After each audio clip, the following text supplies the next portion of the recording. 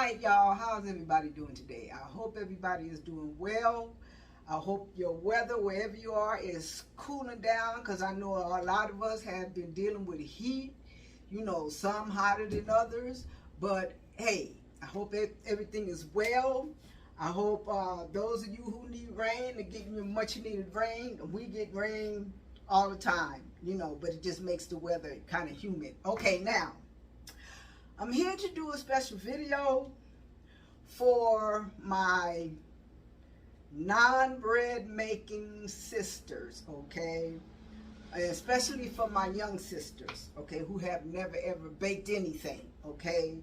I'm calling this Bread Baking 101, all right? And it's kind of going to be a series because we're going to go over the different things that you need when you're baking bread, okay? I'm also going to be going over not only gluten flour, but non-gluten flours as well. For those of you who can't eat gluten, or you stand away from gluten. Okay, now, bread baking. The first thing you're going to need in bread baking is flour. So we're going to go over all the different flours that people use to bake bread. Okay, now I'm gonna start off in here. Okay, in here is just regular all-purpose flour.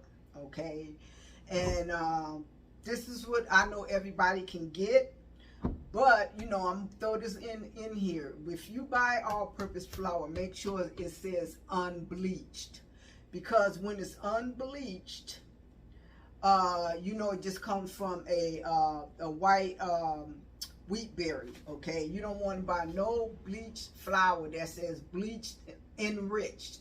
That's not what you want, okay? Now, then we have what's called bread flour, okay? You can buy this, to bake bread with. I wouldn't necessarily call it a specialty flour, but most people who bake a lot of bread, they usually use just straight bread flour because it has a higher protein level in it, okay? This is bread flour. All right, and then right here we have what's called whole wheat flour. Whole wheat. This still has the, what's the name of it? Well, this is made from what's called a red wheat berry. Put it that way. It's made with a red wheat berry, a hard red wheat berry. Usually, baking flours, like all-purpose, like I said, are made from the white wheat berries. Bread flour is probably from a soft white wheat berry, where this one is from a hard red, and this is your whole wheat. Like if you want to make whole wheat bread. Okay.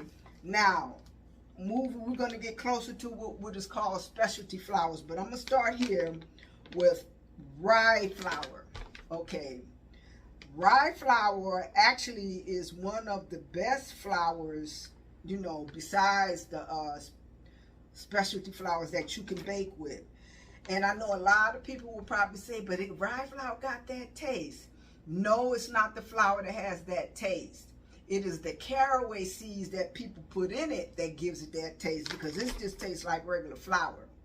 And what's good about rye flour, like this flour, when you grind up the whole, the red wheat berry, you still have what they call the germ and the, what's the other part of it? Anyway, it has in it what they call lectins. And that's what bothers a lot of people, is the lectins. Rye has no lectins in it, so, but I still wouldn't recommend people who are gluten intolerant or have celiac to mess with rye either, because, it's a flour and it has gluten in it. Okay, next, okay, in this jar right here, I put, this is, spelt flour. This is whole spelt flour. Okay, now it's got a brown, it's the same color as whole wheat. I just put it in here because I keep that in a 5-gallon bucket because I bake with this more than anything. So this is spelt. All right, spelt is an ancient grain, but it's not the oldest ancient grain, okay? Then I have right here, this is spelt. This is like an all-purpose spelt.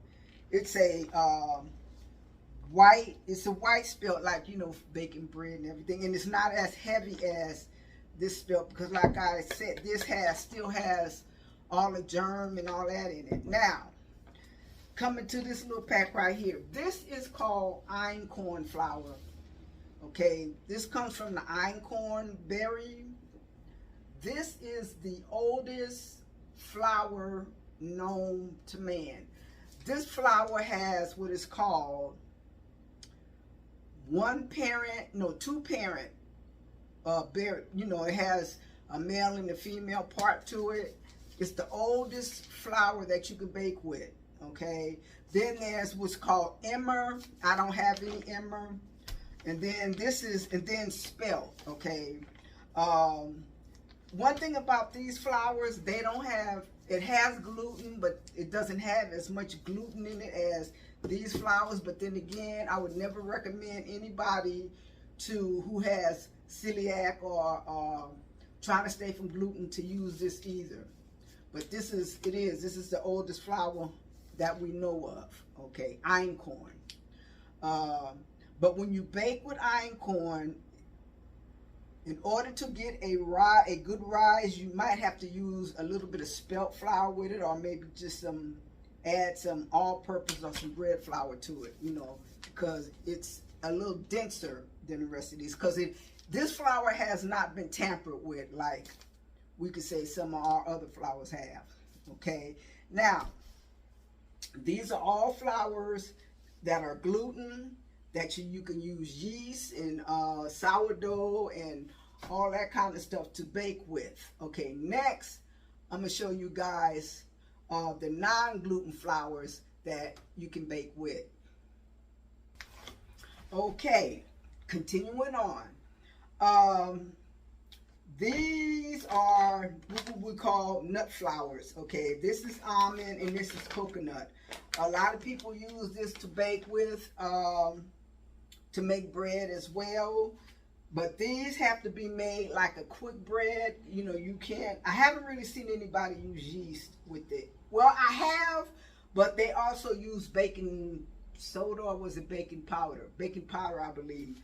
They use together with this to give it a certain kind of texture, I guess. You have, like I said, almond flour, and then you have coconut flour. Okay, you can bake with both of these. You know, I have never really baked bread with them yet, but I think I'm going to. I use it for other things.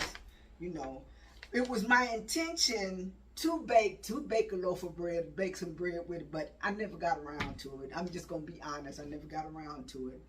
Okay, now, here's the thing though with these two flours. These, like I said, these are nut flours, and there are people who are allergic to nuts. So, you know, you can't use these either. Okay, say for instance, you don't want to do gluten. You don't want to do these because you're allergic to nuts. We're going to come back with your nut-free and your gluten-free flours. Be right back.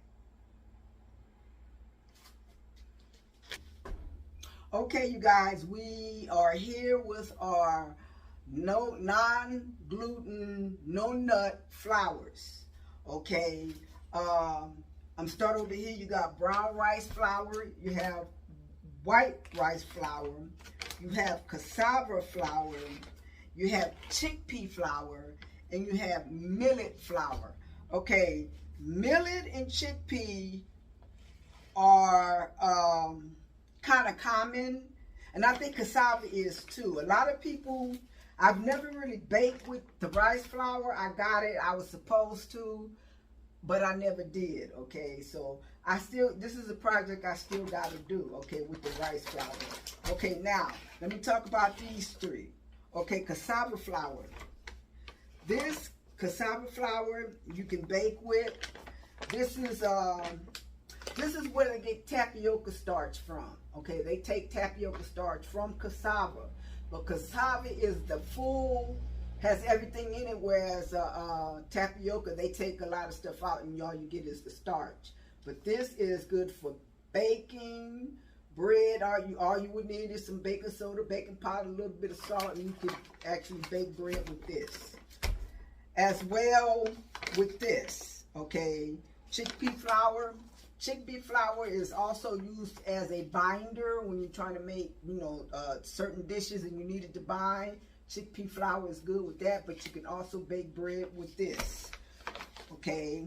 And then we have millet flour, which is also, you can also bake bread with it, but a lot of these, like I said, you have to bake what we call quick breads. Like the way we would bake a banana bread, you would use these the same way, okay? But you can get a loaf of bread. You just, if you want to put a little yeast in there to see if it works, because yeast usually works with the gluten, and these have no gluten in them, but who knows?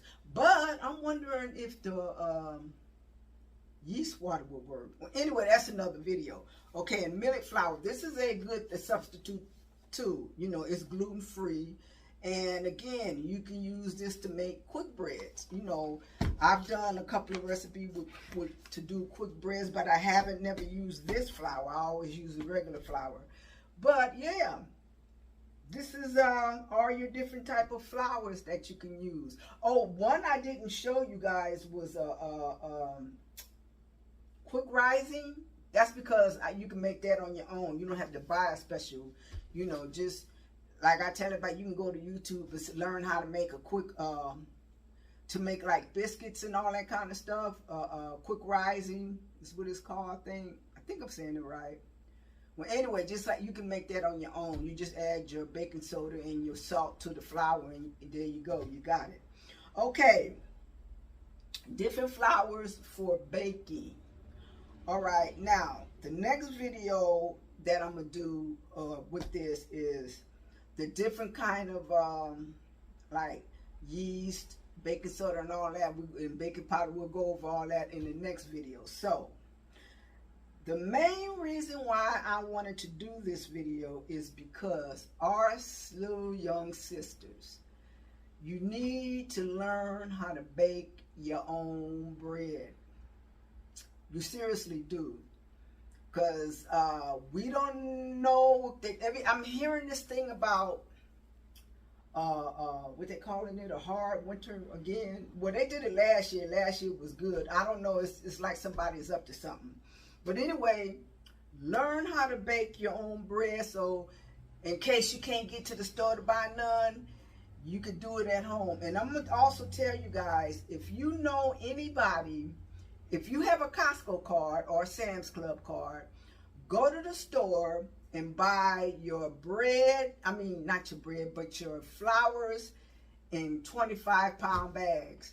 And if you're somebody who can go pick up an order from Azure Standards, order it from there as well. I'm trying to get, I want to do Azure Standards, but I don't have a drop-off point close to me. But if you guys have one and it's close to you, try them too, because you can shop in bulk. Shop in bulk. That's what I'm telling you. And like I always say too, learn how to preserve and can and all that other kind of stuff. So if you know somebody with a Costco card, go buy you a couple of 25-pound bags of flour. Get you a couple of bags of sugar, and buy you some baking powder, baking soda. And when you learn how to bake with yeast, get you some yeast too. You can buy yeast anywhere, but I would say get a big jar, so you can big bag, and throw it in the freezer. That'll keep long. But anyway, you guys, I just wanted to come with this first video in Bread Baking 101. Now, let me say this. I am not an expert by any shot of the imagination. I just like to bake. I like to cook. So I just like to share what I know, my experiences and what I know and how to do it, okay? Because once you learn how to do it, once you learn it, it can't be unlearned. And this is something nobody can take from you. You know, like I said, if you can't get to the store to buy a loaf of bread, you can always go in your kitchen, in your pantry, and you can make it. Okay, so be looking forward for the next video. And if I'm gonna ask, if this is the first time you ever watching my videos, subscribe, because you know it's free. All you gotta do is hit the subscribe button, you know, and then hit that notification bell, so whenever I put the content up, you get your content. Okay, and share if you think somebody needs to know about all this.